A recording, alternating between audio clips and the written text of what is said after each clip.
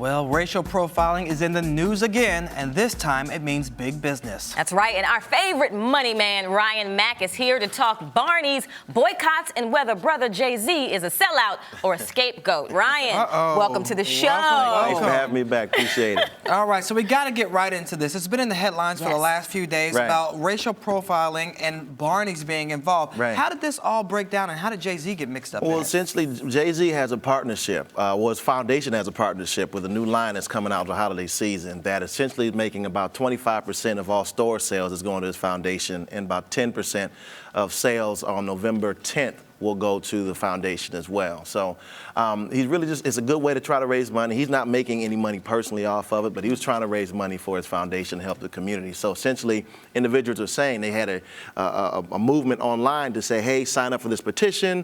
Let's see if we can essentially get Jay-Z to back out because of the community wanted Jay-Z to not support or partner at all with Barney's. Right.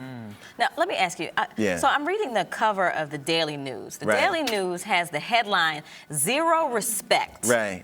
How did this young black man become the face of this racial profiling case? You know, I mean, bottom line is sometimes we have a tendency to have the wrong target. And when Jay-Z did nothing wrong, he didn't profile anybody. He didn't follow anybody outside the store. He didn't arrest anybody.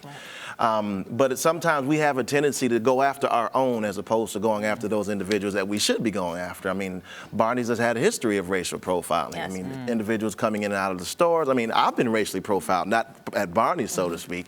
It's a black fact of life. Yeah, it's a black fact of life, right. So I think that if we just look and understand, I think Jay-Z had the right attitude. Say, listen, you know, Al Sharpton is meeting with, today as we speak, I believe, or sometime today, they'll be meeting with the CEO of Barney's. Let's talk, let's get the facts out on the table. Attorney General Schneiderman has sent letters to Barney's and Macy's to say, hey, we're going to be reviewing and seeing exactly what sort of details will be coming out. So I think that it's been, Jay-Z had the right idea to say, let me just sit back and wait before I take money away from the kids I'm trying to help in my community. Right. And because I don't have a stake in the game. I have no financial stake in the game, but Jay-Z does, or his foundation does. So I kind of respect him to just say, let me just wait to see all the information come out before I make any hasty decisions. So if the only thing that comes out of this is a bunch of talking, what does Barney stand to lose, and what does Jay-Z stand to lose if he does go along with Well, this? Jay-Z's Barney's is a privately held company. So I think their EBITDA went up by $30 million that they released in 2010. But outside of that, not a lot of financials are really known. I would guesstimate maybe $300 million a year in annual sales and revenue from Barney's. But I don't think that the African-American population is a large percentage of sales. Maybe they might lose a few $1 million based upon bad press or individuals in the white community who might see or hear stuff about the racial profiling case and say, let me not support this store any longer. I don't think it's a big deal for them. What I like to see individuals do is let's see if we can try to have a bigger perspective of this. I mean, sometimes in the black community, we have a tendency to try to eat from the tree and not understanding that we can actually be the tree. And we have more pride in what we consume than what we produce. So let's get away from the $350 belts that we purchase making other folks rich. And let's say, you know what, as opposed to boycotting or boycotting, let's do all the above. Let's boycott, but then figure out what stores can we produce within our own communities to make sure that we can actually make sure that we're not racially profiled, because we're not going to racially profile ourselves. Right. But it's hard to support ourselves if we have no stores to support. I mean, and how much impact would Jay-Z's walking away from this deal actually have? Do people just is this more of a statement that people would like him to make? Well, Jay-Z actually does have a lot of pull in the hood. Right. I mean, when Jay-Z says, I mean, when he had the incident against Cristal, when he spoke out against it, if Jay-Z says Hennessy in a song, it becomes a national drink that everybody starts to drink. So I'm not going to sit up here and say that Jay-Z doesn't have a lot of influence, because he actually does. I mean, it would be nice if Jay-Z were to say and speak out more, I guess, fervently against Barney's. But again, I can understand why he wouldn't. I mean, he's trying to help his foundation. And I've read the news stories. We've all seen the news stories. We've seen the headlines.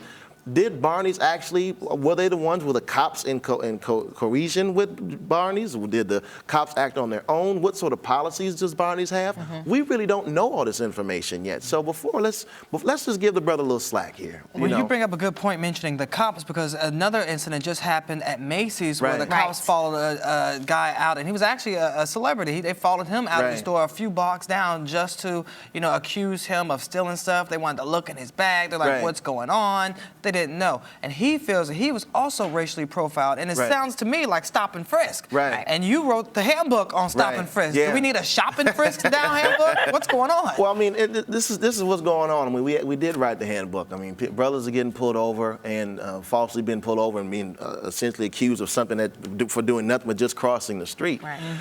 And again, we just go into the store and we have a right. We have a right to go into the store and expect to not to be harassed just because of the basis of our color of our skin. And I'm a firm believer in boycotting. I'm a firm believer in saying, listen, I have a right to shop and do. But as opposed, again, I just got to get back to the point. Let's get. I wish that as a community, as a society, we can say, let's shift away from this whole asking what they can do for us. Treat us better. I mean, they should treat us better. There's a whole lot of respect that we deserve. But how about let's figure out what we can do for ourselves? So with companies like this, or when things like this occur, as opposed to putting the emphasis on Jay-Z and what Jay-Z can do, what can we do? What should we be doing when something like this comes up? Well, the first thing we ought to do is they have the things like the Better Business Bureau. We should report in instances to the Better Business Bureau. We should report things to the State Attorney General's office. I mean, the beautiful part about it is we're about 5 seconds away of giving a bad critique, and that millions of people could see on your internet phone by just walking out of a business if we get bad service at a restaurant or bad stuff at a store. So you put that stuff on Yelp, YELP.com, put that negative review on Google. All these things individuals are looking at, they're seeing it, and companies are really paying attention to what sort of comments they're getting from consumers. So we have to make sure that we're a little bit more, I guess, let's get out in front of it and make sure that these folks are knowing if we're having bad experiences. And it's not an and or thing, it's an and thing. Let's go back and start our own businesses to make sure that, again, we can't racially profile ourselves. Right, and you talk a lot about that in your work, about financial empowerment. You work with, with former felons and people who are hard to employ. What is your biggest wish for our community with regards to financial empowerment? Our biggest wish is that we just not look at education as the evil thing. I think that sometimes... Do we? Well, because we don't. Again, well, it's not us. I call it ignorance, and there's nothing wrong with being ignorant, but there is something wrong with staying ignorant. Wow.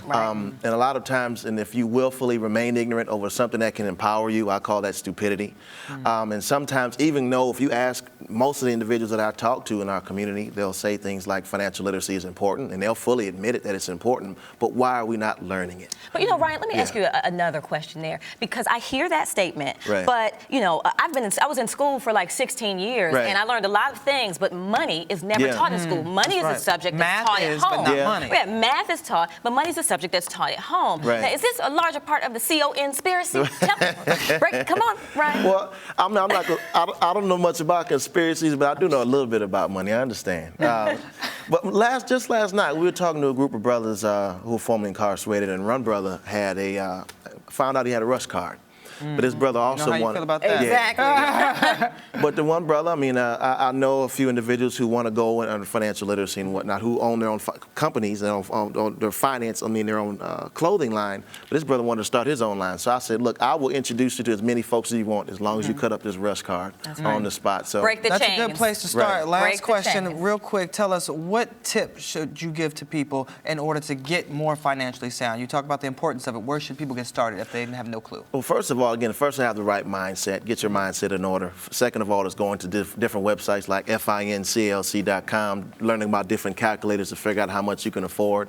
Going to things like mint.com and learning how to budget. If you want to start a business, there's tons of business on Google, cafepress.com. If you want to sell T-shirts, Wix.com to form free websites. There's so much information out there. Start Books reading. over boycotts. Okay. Exactly. Books over boycotts. We like that. Exactly. All right. Ryan, ready. thanks for getting us caught up on this situation. Appreciate you. All right. That's right, guys. You're watching Arise Entertainment 360.